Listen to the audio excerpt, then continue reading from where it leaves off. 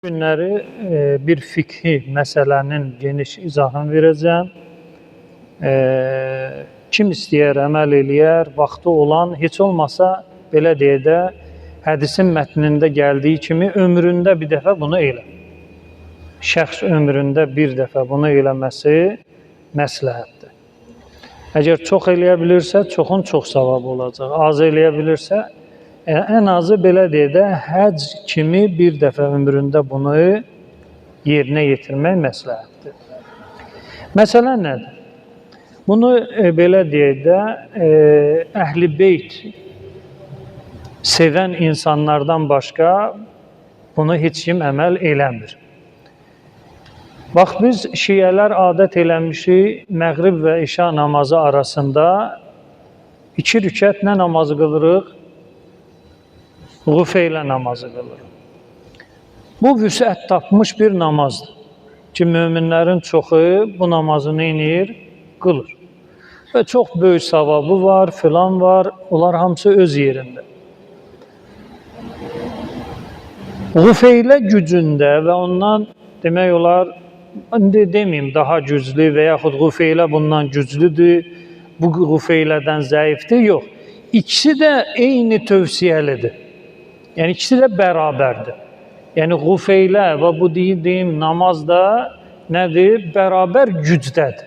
Belə başa düşək. Çünki qufeylə namazının da sənədi zəifdir. Bu namazın da sənədi nədir? Zəifdir. Yəni, deyə bilməzsən ki, o bundan güclüdür, bu ondan zəifdir. Yox, ikisinin də gücü eynidir. İndi biz niyə əməl eləyirik? O niyələri hamısını açıqlayacağım. Şiyələrin çoxu bu namaza, belə bir bu göstərişə əməl eləmir. O qınamaq da olmaz, çünki bunu gərək ruhanilər çatdıra ki, namaz qılan kütlə də bu ibadəti yerinə yetirsin. Ruhanilər adətən qufeylə namazını möminlərə öyrədirlər və onun fəzilətindən danışırlar. Amma qufeylə məqamında olan nə aşağı, nə yuxarı. İkinci bir namaz var, hələ qufeylənin vaxtındadır. Şamla xiftənin arası, yəni şam namazını qıldın, sonra bu iki namazın vaxtı nədir? Başlayır. Hansı namazdır? Namazın adına deyilir vəsiyyət namazı. Nə namazı? Vəsiyyət namazı. Bəziləri bu vəsiyyət namazını səhv başa düşüb. Elə bilib ki, vəsiyyət bu bildiyimiz vəsiyyətdir ki, can verən insanın, dünyasını dəyişəcək insanın vəsiyyət elədiyi anlayış. Elə deyil. Burada vəsiyyətin mənası o deyil. Burada vəsiyyətin mənası, yəni Peyğəmbərin ümmətinə əhl-i beytin dili ilə elədiyi tövsiyə. Tövsiyə namazı. Ərəbcə deyəcək vəsiyyət. Yenə təkrar edirəm. O dünyasını dəyişir şəxs nələrisə vəsiyyət eləyir, o anlamda deyil. Peyğəmbər ümmətinə nəsihət eləyir, vəsiyyət eləyir, tapşırıq verir, tapşırıq. Bunu yerinə yetirin. Bax, diqqət edin, burada bir vacib işarə eləyim. Qufeylə namazı, belə bir namaz varmı? Sual. Deyir, bəli, hədis kitablarında da var, fətvada da var, filanda da var. Peyğəmbər imam deyibmi ki, qufeylə namazı, salatul qufeylə, belə bir söz Peyğəmbərin, imamın dilindən çıxıb ya yox. Bəzi ibadətlər var, onun adını Allahın höccəti deyir. Məsələn, salatul cümə, cümə namazı. Salatul fəcr, sübh namazı. Bəzi ibadətlər var, onun adını məsum özü deyir. Amma bəzi ibadətlər var, məsum ona ad qoymur. Dediyi sözün içində oradan elə bir götürülür. Bu hədisdə ki, alimlər bu hədisə söykənib vəsiyyət namazı qılın, kitablarda yazıblar, möminlərə tövsiyə ediblər. Peyğəmbər deyirmi ki, vəsiyyət namazı qılın? Yox, belə söz demir. Peyğəmbər deyir, usikum, sizə vəsiyyət edirəm. Nəyi vəsiyyət edirəm? Bu namazı. Deməli, Peyğəmbər bizə nə edir? Vəsiyyət eləyir. Neyi vəsiyyət eləyir? Namazı. Deməli, bunun adını biz qoyuruq. Biz qoyuruq. Vəsiyyət namazı. Peyğəmbər bu adı qoymayıb. Kəlməni istifadə eləyib. Vəsiyyət edirəm. Ya Rəsulallah, nəyi vəsiyyət eləyirsən? Namazı. Hə, vəsiyyət namazı. Qufeylə də o qəbildəndir. Yoxdur belə şey. Ay cəmaat, ey möminlər, qufeylə namazı qılın. Belə bir şey yoxdur. Hədisin mətnində qufeylə məfhumu gəlir. Qufeylə də qəflətdəndir. Yəni ki, əksəriyyətin bu mövzuya diqqət verməməsi, qafil olmaqları. Az bir kütlə bu mövzuya neyniyər? Diqqət eləyər və müntəbih olar. Bax, məsələn, biz etiraz eləyirik bəzi din qardaşlarımıza ki, təravih namazı yoxdur. Peyğəmbər belə bir namaz qılmayıb. Deyir, bəs sizdə də Peyğəmbər deməyib ki, qufeylə namazı qıl və yaxud vəsiyyət namazı qıl. Nətər olur? Sizdə olar, bizdə olmaz. Deyirik ki, bizdəki ilə sizdəkinin fərqi nədədir? Sizdə Peyğəmbər heç bir kəlamında təravih kəlməsini istifadə eləməyib. Ümumən bu namazda bir kəlmə belə yoxdur ki, adı olsun təravih. Təravihi sonradan alimlər özləri neyniyiblər? İnşa eləyiblər sonradan. Və bu Peyğəmbərin Ramazan ayında qıldığı namazda da təravih kəlməsi yoxdur. Özlərindən sonradan neyniyiblər? Çıxardıblar. Amma biz dediyimiz namazlarda hədisin mətnində vəsiyyət kəlməsi var. Hədisin mətnində qəflət, qufeylə kəlməsi var. Onu ilə hədisin mətnini neynəmək, adlandırmaq olar. Fərq bundadır. İncə fərqdir, diqqət olunsun. Deməli, vəsiyyət namazı şam namazı qılınandan sonra qılınır. Yadda saxlamaq çox asandır, amma biraz vaxt götürən namazdır. Deməli, əlimdə olan kitab Seyyid Kazım Yəzdinin Ürbətül Vusqa kitabıdır. Bu çapla 2-ci cildi 196. Faslun fi salatil vəsiyyyə. Vəsiyyət namazına aid olan bir fəsil. Yəni, müştehidlər fətva veriblər bu haqda. Yəni, vəsiyyət namazı var. Yəni, bu küncdə, bucaqda qalan bir mövzu deyil. Yəni, fəqihlərin, alimlərin qələminə, belə deyək də, tuş gələn hədislərdən biridir ki, ondan fətva çıxarıblar və bu namazı tövsiyə edirlər. Deməli, mərhum Seyyid Kazım əzəmətli fəqihlərdən olub. Yenə deyirəm, mən deyəndə ki, əzəmətli, ay belə, hay elə, o deməkdir, 14 məsumdan biridir. Bəziləri elə bilir ki, mən birini tərifləyən kimi olur 10, 15, 16-cı məsum, 17-ci məsum. Xeyr, məsum deyil, qeyri-məsumdur, günah da eləyə bilər, səhv də eləyə bilər, xəta da eləyə bilər və bu kitabda olan bütün fətvalarla mən razı deyiləm. O demək deyil, bu mən alimi tərifləyirəm, bunun bütün kəlmələri qəbuldur. Xeyr, elə deyil. Biz şiyələr başqa İslam mənsublarından fərqimiz nədədir? Bizə imamlarımızın belə bir tövsiyəsi var.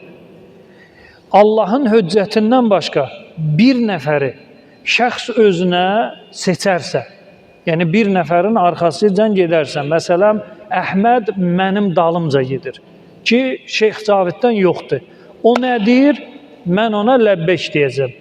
Əgər o Əhməd, mən Allahın höccəti deyiləm, aradan sıradan bir elm tələbəsiyəm, mən nə deyirəmsə desə ki, düz deyir, o adam zəlalətdədir. Mən razı qalsam ki, mənim müridim var, mən də zəlalətliyəm. Olmaz belə bir şey. Məsələn, hər hansı bir müştehidin, ad çəkmirəm, risaləsini götür. Denən ki, ay cəmaat, bu Qurandır. Bu Quran var ha, burada nə varsa hamısı nədir? Haqdır, düzdür. Tamam. Qoyduq kənara. Müştehidin risaləsidir və əzəmətli müştehiddir. Kazimil Yezdi, Seyyid. Burada nə varsa hamısı Allahın və Peyğəmbərin istəyidir, bu düzgün sözdür. Mən də elə deyəcəm, burada 99% düzdür, 1% xəta, səhv vardır. Ola bilər, yox ha, vardır. Çünki mən buna Allahın kitabı kimi yanaşa bilmərəm ki, burada nə var hamısı düzdür. Çünki bunu filankəs ağa yazıb. Filankəs ağa məsumdur, yox. Səhv eləyə bilər, aleykümselam. Xəta eləyə bilər. Yəni Allah və Peyğəmbərin məqsədin bu adam 100% əldə eləyib. Hələ ehtiyat fətvaları o deməkdir ki, müştehid özü bilmir ki, bu məsələdə haqq nədir? Ehtiyat eləyir. Bunu bilin, qayda. Hər hansı bir risalənin, məsələn, 1000 məsələsi varsa, onun 500-ü ehtiyatdır. Ehtiyata əsasən belə eləyir. Yəni, müştehid bilmir ki, haqq nədir? Səni də, özün də qorumaq üçün nə eləyir? Ehtiyat eləyir. Ehtiyat vacibə əsasən bu işdən çəkin. Amma çəkinməmə yeri var. Çəkinməmə yeri nədir? Var. Məsələn, saqqal məsələsi, saqqal. Hədisləri araşdıranda sənədi sağlam ki, kitab sahibindən ta Peyğəmbər və imama qədər bir hədis belə sağlam hədisimiz yoxdur saqqal haqqında. Ki, saqqal saxlamaq vacibdir. Hətta əhl-i sünnənin özündə salavat göndərək Peyğəmbərimizə.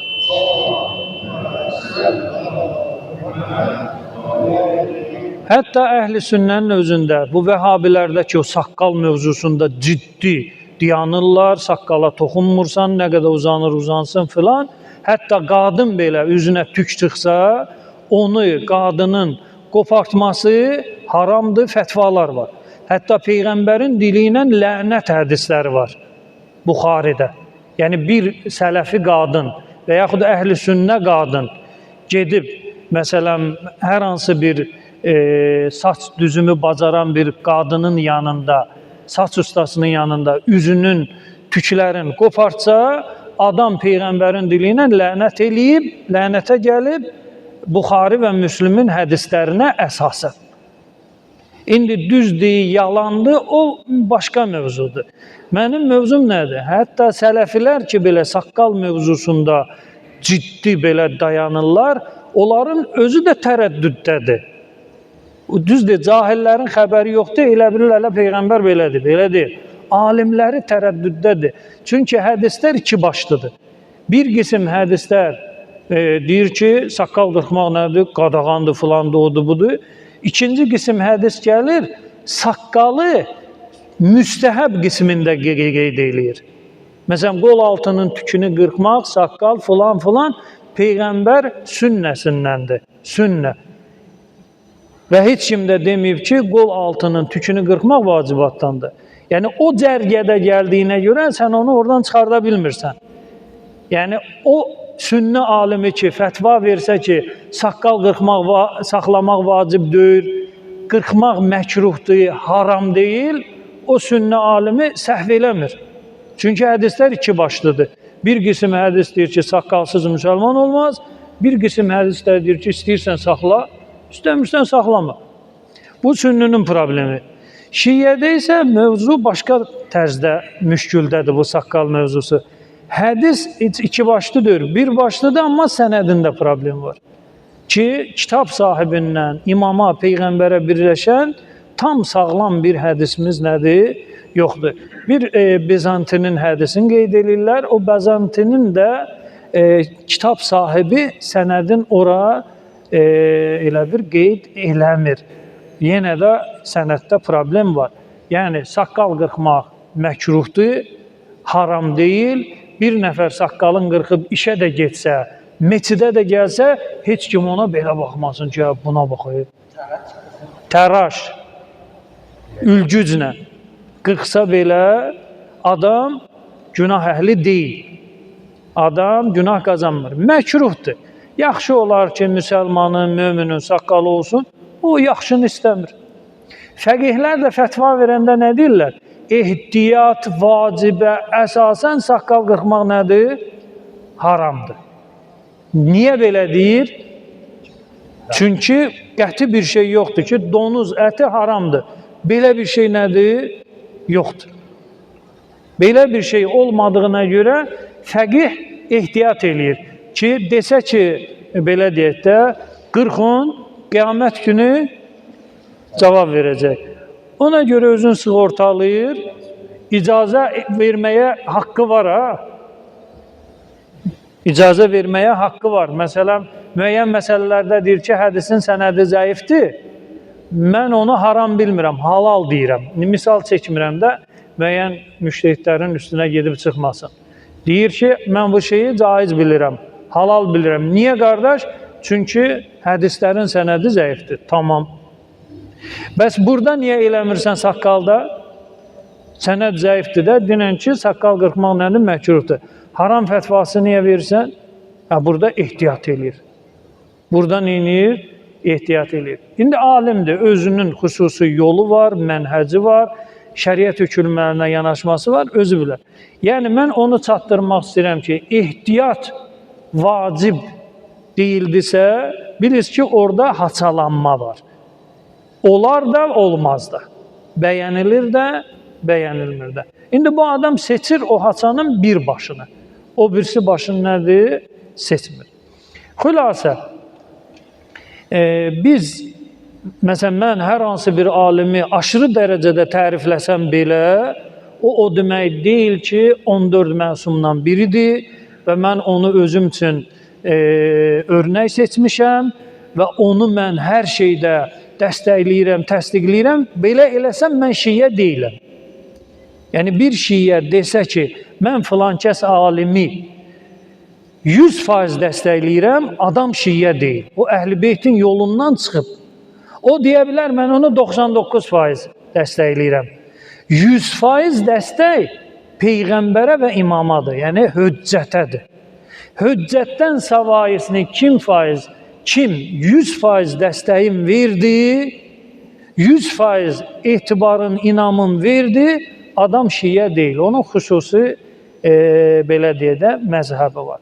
Yenə təkrar edirəm, alim çox böyük alimdir və belə deyə də, alimlər, fəqihlər ustadıdır, filandır, amma məsum deyil. Müəyyən fətvalar var ki, məsələn, mən bu ağa ilə heç razılaşmıram və özümün də məxsus dəlillərim var, ağanın da özünə məxsus dəlili var. Mən onun bir kiçik tələbəsi kimi. Hər halda, Seyyid Kazım Yəzdi, əzəmətli fəqihimiz buyurur. Hiyə rəkətan beynəl-əşain. Məğrib və işa namazının arasında qılınan 2 rükət namazdır. Adı nədir? Vəsiyyət. Hədisdə gəlib vəsiyyət namazı. Yox. Kəlmə gəlib vəsiyyət edirəm. Oradan alimlər neynir? Ad çıxardıblar. Qılınma qaydası necədir? Zəlzələ surəsi, bir də İxlas surəsi. Belə yadımızda saxlayırıq. Vəsiyyət namazı, şam namazı qılınandan sonra qılınır. 2 rükətdir, sübh namazı kimidir. Niyyət eləyirsən, vəsiyyət namazı qılıram, qürbətən ilallah. Vəsiyyəti də dedim, o ölü məsələsi deyil. Peyğəmbər vəsiyyət eləyib, Peyğəmbər tapşırığı olaraq bu niyyətlə.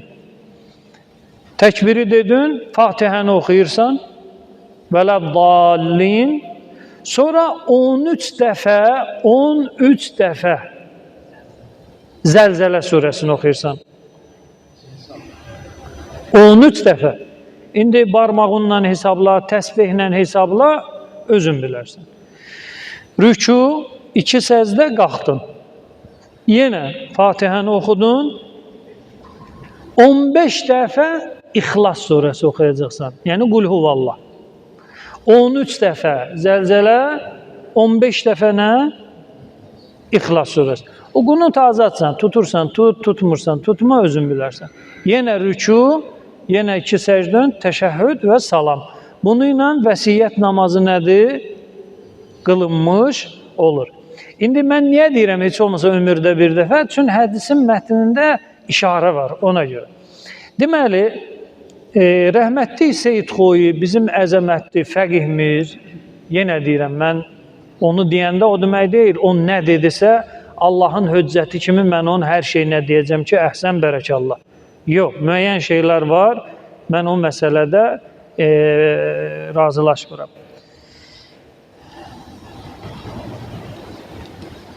Hər hansı bir alim fətva verəndə hədisin sənədi nə olmalıdır? Etibarlı olmalıdır. Hədisin sənədi etibarlı olmalıdır. Əgər hədisin sənədi, sənəd deyəndə yəni ravilər, kim kimdən nəql eləyir? Məsələn, belə deyək də, Şeyx Kuleyni nəql eləyir Əli ibn İbrahimdən, Əli ibn İbrahim, İbrahim ibn Haşimdən, İbrahim ibn Haşim nəql eləyir Novfəlidən, Novfəli Səkunidən, Səkuni də İmam Cəfər Sadiq əleyhissalamdan. Bu sənəd etibarlıdır, müvəssəq deyirik buna və yaxud qavi. Etibarlı sənəddir, buna söykənib müctəhid halal, haram, müstəhəb, məkruh fətvasını neyə bilər? Verə bilər. Əgər yox, sənəddə problem varsa, sənəd zəifdir. Ona söykənib Seyyid Sistani ağa, məsələn onun yolu budur da, Seyyid Sistani ağa müstəhəb, məkruh, vacib, haram fətvası vermək üçün sənədin sağlamlığın şərt bilir. Məsələn, Seyyid Sistani ağanın da Ürvətül Vüsqaya haşiyəsi var. Haşiyədə bunu müstəhəb namazı kimi qəbul eləyir. İndi yapışırıq ağanın ətəyindən ki, ağa, bəs sən deyirdin, sənəd etibarlı olmalıdır, hədisin sənədi yoxdur, mürsəldir. Şeyx Tusi birbaşa nəql eləyir İmam Cəfər Sadiq əleyhissalamdan. Şeyx Tusidən də İmam Cəfər Sadiq əleyhissalama ən azı bir 5-6 nəfər alim lazımdır ki, desin mən ondan eşitdim, o desin ondan eşitdim, o da desin ki, ondan eşitdim. Şeyx Tusi hicrətin 400-cü ilinin alimi, İmam Cəfər Sadiq də 100-cü illərin ortasının imamı, höccəti. O onu görə də bilməz, eşidə bilməz. Vasitələri Şeyx Tusi qeyd eləməyib. Əgər, diqqət edin, Şeyx Tusi desəydi ki, bu hədisi Zürarə nəql eləyir və yaxud Muhammed ibn Muslim nəql eləyir İmam Cəfər Sadiqdən. Şeyx Tusinin onlara birləşən yolu var başqa kitablarda. O yolu götürüb burada tətbiq eləmək olardı. Amma imamdan kim eşidib bu sözü Şeyx Tusi qeyd eləmədiyinə görə bu hədis mürsəl zəif sayılır. Və zəif hədisə söykənib sən birbaşa müstəhəb və məkruh fətvası nədir? Verə bilməzsən. İndi burada yenə alimlər arasında 2 qayda var, müştehidlər arasında. Bir qism müştehid deyir ki, əxbar mənbələğə deyilən bir qism hədislər var. Onların məzmunu nədir? İmamlarımız deyir ki, bizdən sizə bir hədis yetişər. Bir hədis, məsələn bu hədis, indi oxudum sizə ki, Peyğəmbər vəsiyyət eləyib ki, Şam namazından sonra 13 zəlzələ ilə, 15 ixlasla vəsiyyət namazını kim qılsa, bu savabları var. Onları oxuyacağım. İndi məsumdan sizə kəlam yetişdi. İmamlarımız deyir ki, məsumlardan sizə kəlam yetişər. Allahın höccətlərindən sizə kəlam yetişər. Siz onu biz demişik deyə qəbul eləyəsiniz. Və həqiqətdə biz onu deməmişik. Bax, diqqət edin, biraz qəliz olmasın deyə belə izah edeyim. İmam deyir ki, mənim adımdan sizə bir söz çatdır. Məsələn, vəsiyyət namazı qılın. Həqiqətdə mən onu deməmişəm. Yəni, imam bugünkü günü görür və bizə yol göstərir. Həqiqətdə mən onu deməmişəm və sən də, məsələn, 12-ci imamla biz görüşə bilmirik də, deyək ki, bunu İmam deyib ya deməyib. O desə deyib, deməyib, deməyib. İndi bu yol bağlıdır bizə. Belə olan halda imam deyir ki, bizdən sizə bir xəbər yetişə, həqiqətdə onu biz deməmişik. Amma siz onu biz demişik deyə bizə gətirdiyiniz vilayət əqidəsi ilə qəbul eləsəz, onun da savabı var.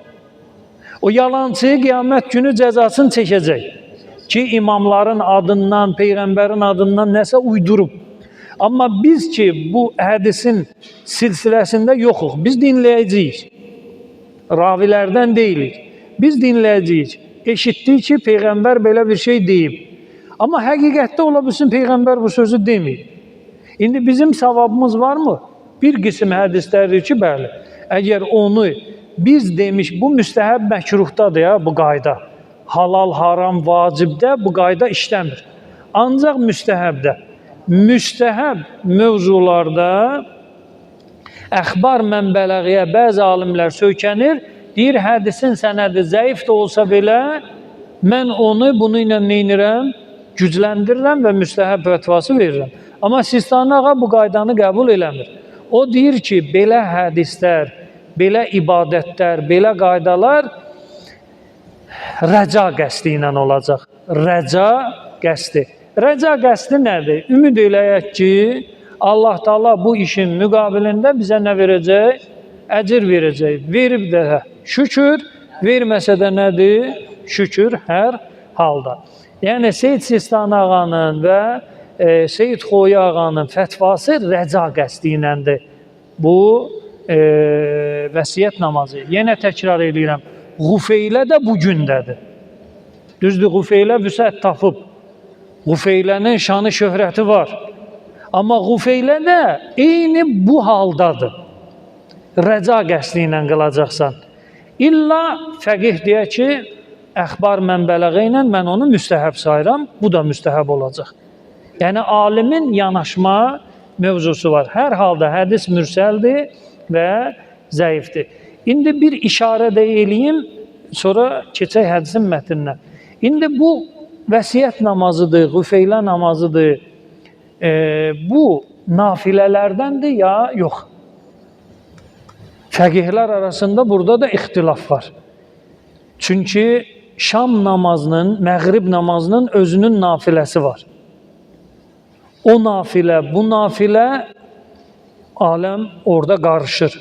Yəni o da özü bir mövzudur ki, nafilədən artıq nafilə yerinə yetirmək olarmı, olmazmı? Bir qism fəqihlər deyir ki, yox, bu müstəqil nafilədir. Müstəqil. Yəni İşa namazının nafiləsinə dəxli yoxdur. Nafilətun müstəqillə. Eləyə bilərsən ki, bunu müstəqil qılasan. Hər halda onu məscid mövzusu olmadığı üçün qoyuram kənara. Deməli, hədisin kökü Şeyx Tusinin Əl-Misbah kitabındadır. Bax, bu kitabdadır. Bu çapla səhifə 68-də deməli, buyurur, Faslun fi salatil qufeylə vəl-vasiyyə. Vəsiyyət və qufeylə namazına bir fəsl ayırır və buyurur ki, yəstəhibbu müstəhəbdir. Yəni, Şeyx Tusi demir rəca qəsdi ilə. Hələ birbaşa deyir nədir? Qufeylə də müstəhəbdir, vəsiyyət namazı da nədir? Müstəhəbdir. Qıla bilərsən, heç bir problemi nədir? Yoxdur, müstəhəb adı ilə. Amma Seyyid Sistaninin, Seyyid Xoyunun fətvası həqiqətə daha yaxındır. Çünki niyə belə deyirəm? Şeyx Tusi ola bilsin sənədi əzbər bilib. Amma ixtisar üçün, məsələn, bizdə kitablar var, çox qiymətli kitablardır. Məsələn, Təbərsinin Əl-İhticac kitabı. Çox qiymətli kitabdır. Amma sənəd əvvəlində yazır ki, müxtəsərlik üçün, müxtəsər olsun deyə, yəni kitab şişməsin. Bir var kitab 90 səhifədən ibarət ola, bir də var 200 səhifədən ibarət ola. Deməli, salavat göndərək Peyğəmbərimiz.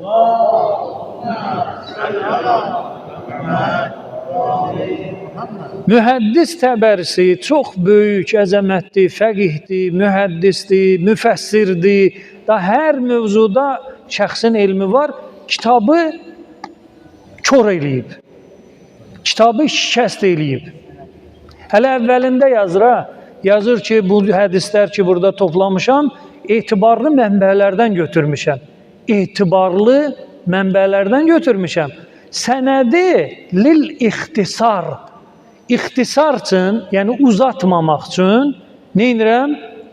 Ləğv eləyirəm, qeyd eləmirəm.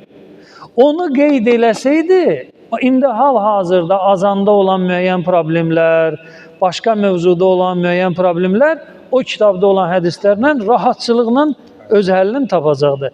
Hədislərin sənədi olmadığına görə alim gəlir, baxır, sənəd yoxdur, qoydu kənara, fətva vermir. İndi yenə qeyd eləyirəm. Təbərsi özü bilir sənədi, yazmır ki, kitabım 1000 səhifədən ibarət olmasın. Olsun 200 səhifəlik ki, cəmaat oxuya bilsin. Niyyəti başqadır, amma fikirləşmir ki, sən bu sənədi qeyd elə də, səndən nə gedir ki, belə deyək də, kitab alverçisi deyirsən, kitabla dolanan deyirsən ki, kitabımı satdım, 5-3 manat qazanım. Elə adamlar da olmayıblar.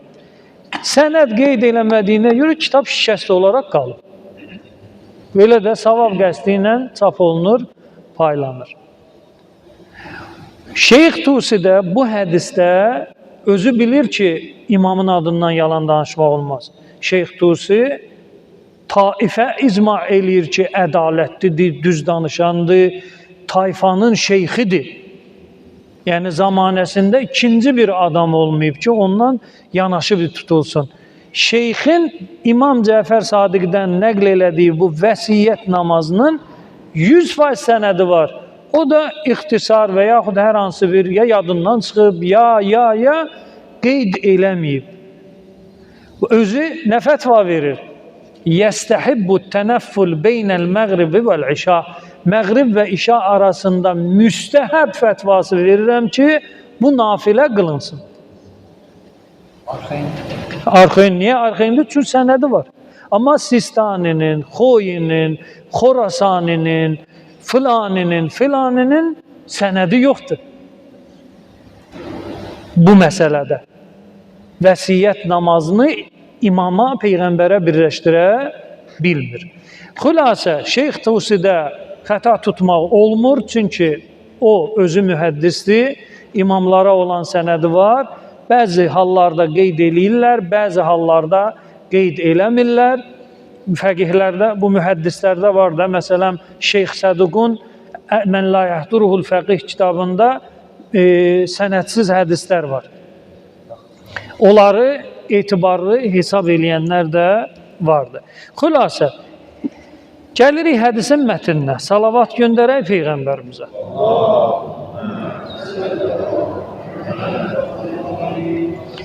Deməli, mənbə fətva halında olduğuna görə mən bu hədisi oxuyuram. Vəsail-i Şiyə 8-ci cild Hür Ramilinin hədis kitabıdır. Deməli, vəsiyyət namazı haqqında bir ədəd hədis var. Vəssalam, başqa bir hədisimiz yoxdur.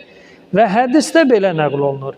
Muhammed ibn el-Həsən fil misbah ənis sadiq. Ən əbihi, ən abaihi, ən əmiril müminin, ən Rəsulillah. Deməli, Muhammed ibn Həsən Ət-Tusi, yəni Şeyx Tusi. Şeyx Tusi Misbah kitabında Ənis Sadiq, İmam Cəfər Sadiq əleyhissalamdan nəql eləyir. Tusi ilə Sadiq əleyhissalamın arasında şəxslər olmalıdır. O yoxdur. Olmadığına görə hədisə deyərlər mürsəl. Və mürsəl hədis də nədir? Zəif hədislərdən hesab olunur. İndi hər mürsəl zəifdir, onun dərdi başqadır, işimiz yoxdur. İmam Cəfər Sadiq əleyhissalam nəql eləyir İmam Baqirdən, İmam Baqir, İmam Zeynəl Abidindən, İmam Zeynəl Abidin, İmam Hüseyndən, İmam Hüseyn Həzrət Əli əleyhissalamdan, Həzrət Əli əleyhissalam da buyurur ki, eşitdim Peyğəmbər belə bir söz dedi. Yəni, məsumların adları var. Amma İmam Cəfər Sadiqdən kim eşidib, bir dənə onu yazsaydı, mən bunun sənədini tapıb çıxarda bilərdim. Yoxdur. Peyğəmbər buyurur. Yox, o ancaq imam gələndə ola bilər. Belə axtar, tap, ola bilsin. Kitablar var, məsələn, bu sel su apardı, kitab çıxdı. Suyun içindən kitab çıxır. Hər halda, o mümkündür, bəli. Peyğəmbərimiz buyurur, Muhammed sallallahu aleyhi və aleyhi və səlləm. 1-2 dəqiqə bitiririk. Usikum bi rək'ateyn beynəl işaeyn. Peyğəmbərimiz buyurur, sizə vəsiyyət eləyirəm ey mənim ümmətim. Peyğəmbərdir, vəsiyyət eləyirəm.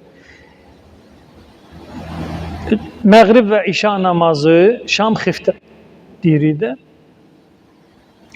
Şam və xiftən namazının arasında. Demir dərhal. Arasında. Yəqra fil-ula el-hamd və yaxud yuqra fil-ula el-hamd. Birinci rəkətdə Fatihə surəsi oxunur. El-hamd yəni Fatihə surəsi. Fatihə surəsindən sonra və izə zulzilətil ardu 13 marra 13 dəfə zəlzələ oxuyacaqsan. Fatihəni oxudun, ardıca nə oxuyacaq? 13 dəfə zəlzələ. Fistaniyə, ikinci rəkətdə Elşən. İkinci rəkətdə Fatihə surəsi oxunur. Fatihə surəsindən sonra Qul huvallahu əhəd 15 marra 15 dəfə İxlas surəsi oxunacaq. İndi təşəhhüd oxuyunmu, salam deyimmi? Bunlar qeyd olunmur. Çünki hədislərimiz var da, təşəhhüdsüz, salamsız, filansız namaz olmaz. Yəni bu bilinməyən hissələri Peyğəmbər deyir. O bilinən hissəni bilirsiniz. Məsələn, deyir burada niyyət elə. Dedi Peyğəmbər. Demədi ki. Dedi təkbir et el-ihram de. Onu da demədi. Niyə? Çünki bu hissələr nədir? Dedi dəstəmaz al. Demədi. Yəni, dəstəmazsız namaz olmaz. O şeylər ki, hamıya bəllidir, Allahın höccəti izah eləyəndə onu demir. Da oradan yapışma ki, bu namazı dəstəmazsız da qılmaq olar. Niyə? Çünki hədisdə demir ki, dəstəmaz al qıl. Və yaxud təkbir et el-ihramdır. Niyyət elə. Onları deməyib. Neyi deməyibsə heç birini eləməyəcəm. Hələ duracam ayaq üstə. Həmdə oxudum, 13 dəfə zəlzələ, rüküyə də getmirəm, səcdəyə də getmirəm. Yenə Fatihəni oxuyuram, 15 dəfə İxlas oxuyuram, rüküyə də getmirəm, səcdəni də eləmirəm, təşəhhüd də demirəm, salam da demirəm. Bu da oldu mənim vəsiyyət namazım. Yox qardaş, belə olmur. O hissələr ki, hamıya bəllidir, onu Peyğəmbər imam nədir? İzah eləmir. Namaz bitdi. Qaydası budur. İndi bu işi görənin savabı nədir? İnnehu men fe'ale zâlike fi kulli şehrin kana minel muqinin. Kim bu namazı ayda bir dəfə, hər ayın içində bir dəfə bunu qılsa, bəzi nüsxələrdə gəlir muqinin, bəzi nüsxələrdə gəlir muttaqin. Muqin yəni yəqin əhli. Nə əhli? Yəqin əhli. Bir dənə Qurandan işarə eləyim, vaxt dardı deyə geniş ona toxunmayayım. Bax, diqqət eləyin. Ənam surəsi 75-ci ayədə məzmun çatdırıram. Allah Teala buyurur ki, biz İbrahimə səmavat və ərzin mələkutunu göstərdik. İndi mələkut xüsusi yerdir və yaxud mələkut mülkiyyət sahiblik, yəni səmaların və yerin sahibi, maliki Allahdır bu anlamda və yaxud mələkut bu yerlərin xüsusi bir hissəsidir, onun gərək geniş təfsiri olsun. Biz üstündən keçirik. İbrahim Peyğəmbərə Allah Teala səmaların və yerin mələkutunu neynir? Göstərir. Ne üçün? Liyəkûnə minəl muqinin. Yəqin əhlindən olsun. Diqqət edin, Peyğəmbər yəqindədir ya yəqin deyil? Yəqindədir. Deməli, yəqinin də dərəcələri var. Yəqinin də nədir? Dərəcələri var. Bax, misal, sizə bir misal çəkim, hələ özümüzdən. Peyğəmbəri, imamı qoyuram kənara. Oturmuşuq burada, uzaqdan baxırıq, görürük ki, orada tüstü var. Tüstü məndə nəyin yəqinin yaradır? Yanğın. Şək eləyə bilərəm ki, nəsə yanmır. Şəkkə yol var, yəqin. Amma həqiqətənmi belə deyək də nəsə yanır? Bu yəqinin hansı mərhələsidir? Zəif. Zəif. İndi meçid əhli çıxır, gedir həmin üstü olan istiqamətə. Gedirik, görürük ki, bir maşın nədir? Yanır. İndi şək eləyə bilərik ki, maşın yanır ya yox. Görürük də yanır. Deməli, artıq biz biraz da yaxınlaşdıq, fərqli bir yəqin, nəyin yandığı və 100% yandığına nədir? Əmin olduq. İndi bəlkə sənin gözünə görünür. Gəlirik, əlimizi salırıq maşının içinə. Əlim yanır, paltarım yanır. Bu da mənə nədir? Başqa bir yəqin verir. Aydın? Və bu gözümə göründü, qulağıma səs gəldi deyil. Artıq əlin, köynəyin yarısı yoxdur, yanıb. O adlarla işim yoxdur. Mən sadə başa salıram. Deməli, gözümüzlə görürük tüstünü, tüstü bizə bir yəqin verir. Yaxınlaşırıq, odun özünü görürük, bir yəqin verir. Əlimi salıram, köynəyim, pəncəyim yanır. O da mənə nədir? Başqa bir yəqin verir. Hamısı fərqlidir, amma nəticə etibarıyla nədir? Yəqindir. İndi peyğəmbərlər arasında da nə var? Yəqinin mərhələləri var. Muhammed sallallahu aleyhi və alihi və səlləm məsələn, peyğəmbərimizin yəqini İbrahim əleyhissalamdan nədir? Çox yüksəkdədir. Aydın? Allah Teala buyurur ki, Mələkutus səmavatı vəl ərz, yəni səmavatın, yerin, göyün həqiqi mülkədarı kimdir? Onu İbrahimə neynədi? Göstərdi ki, neynəsin? Yəqini artsın. Yəqindeydi. Artım yəqinidir bu. Yox yəqini yox. Məsələn, deyirəm ki, birinə, od istidir ya sərin? Görməmişəm də. Götürür, məsələn, kibriti yandırır, tutur əlimə, görürəm ki, yox. Bu istidir. Yəni, buz kimi, qar kimi deyil. Məndə yəqin yarandı. Yoxa nədir? Bir cavab, həll. Peyğəmbərlərdə belə deyil ki, məsələn, o yəqini yox idi. Yəqinsiz bir adama Allah Peyğəmbər seçmişdi. Sonra Mələkutus səmavatı vəl ard görəndən sonra dedi, subhanallah. Yox, elə deyil. Peyğəmbərlər, imamlar haqqında desələr ki, mən yəqinə yetişdim, mən elmə yetişdim, filan yetişdim, o yüksək dərəcələrdən gedir söhbət. Deməli, bu namazı qılana Peyğəmbər vəd verir ki, ayda bir dəfə kim qılsa, yəqin əhlindən olacaq. Və bəzi nüsxələrdə gəlib, minəl muttəqin, təqva əhlindən olacaq. Bu ayda bir dəfə. İn fəalə zəlikə fi kulli sənətin. İldə bir dəfə. Kânə minəl mühsinin. Mühsinlərdən olacaq. Və mühsin olmaq üçün də bir Quran ayəsi işarə edeyim, üstündən keçək, çünki vaxtımız çox daraldı. Deməli, Ali İmran surəsi 133 və 134. Təqvalı nədir, mühsin nədir? Oradadır.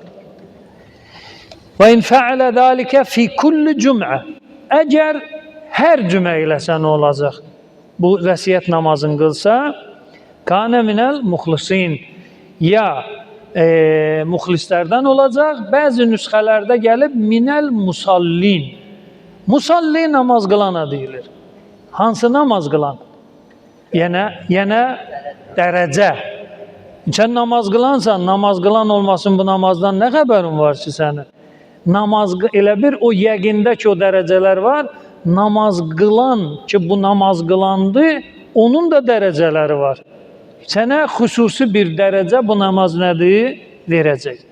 فَاِنْ فَعَلَ ذَٰلِكَ فِي كُلِّ لَيْلَ. Əgər hər gecə qılsa, məsələn, möminlər var da, hər gün şam namazından sonra qüfeylə namazını qılır. Amma bu namazı nədir? Qılmır. Peyğəmbər buyurur ki, əgər hər gecə bunu qılsın, zahəməni fil cənnə. Şəxs olur müzahim. Müzahim nədir? Bax, burada neçə nəfər otura bilər? Bir nəfər rahat otura bilər, düzdür? İndi burada 2 nəfər otursa, biri digərinə neynir? Mane olur, narahatçılıq yaradır, yerin daraldır. Muzahim yeri daraldandır. Yeri daraltmaq nədir? O da oradadır. O da oradadır. İkisi bir yerdədir. Yəni bir-birinə nədir bunlar? Çox yaxındır. Yəni cənnət, Peyğəmbər cənnətdədir. Cənnət dar yer deyil. Cənnət dar yer deyil. Məqsəd nədir? Peyğəmbərə çox yaxın olacaq. Peyğəmbər buyurur ki, zahəməni fil cənnə. Cənnətdə mənim müzahimim olacaq. Müzahim nədir? Dediyim kimi, bir nəfər sığan yerdə oturub, 2 nəfərin bir-birinə sıx oturmasına ərəb deyər ki, fulan zahəmə fulanən fi məclisihi. Cənnət dar yer deyil, bu məcazdır. Neyin məcazıdır? Peyğəmbərə çox yaxın olmağın məcazıdır. Deməli, hər axşam qılsa, وَلَمْ يُحْصِي ثَوَابَهُ إِلَّا اللّٰهِ Teala. Bu şəxsin qıldığı namazın savabını yalnız nədir? Allah hesablaya bilər. Allahdan başqa heç kim bu şəxsin namazının savabını hesablaya bilməz. Yəni mələkələr toplaşsalar ki, bu namazın savabını hesablasınlar, olarlıq deyil. Bunu yalnız Allah hesablayıb, Allah da mükafatını neynəyəcək? Verəcək. Deməli, bu namazı qılan yəqin əhli olacaq, təqva əhli olacaq, muhsinlərdən olacaq, muxlislərdən olacaq, musallilərdən olacaq və Peyğəmbərə cənnətdə müzahim olacaq. Bu ibadətin savabının möminlərə yetişməsi üçün Peyğəmbər və əhl-i beytinə salavat göndərək.